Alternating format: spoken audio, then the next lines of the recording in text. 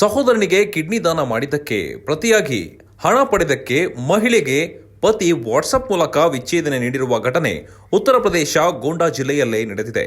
ಇನ್ನು ಸಂತ್ರಸ್ತೆ ಧನಿಪುರ ಪೊಲೀಸ್ ಠಾಣೆಗೆ ದೂರು ನೀಡಿದ್ದು, ಪ್ರಕರಣ ದಾಖಲಿಸಿಕೊಂಡ ಪೊಲೀಸರು ತನಿಖೆಯನ್ನ ಆರಂಭಿಸಿದ್ದಾರೆ.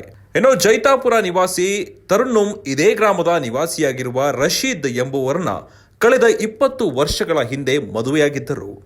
ದಂಪತಿಗೆ ಮಕ್ಕಳಿರಲಿಲ್ಲ. ಹೀಗಾಗಿ ರಶೀದ್ ಮತ್ತೊಂದು ಮದುವೆಯಾಗಿದ್ದನು ಎಂದು ತರುಣ್ಣುಂ ಹೇಳಿದ್ದಾರೆ.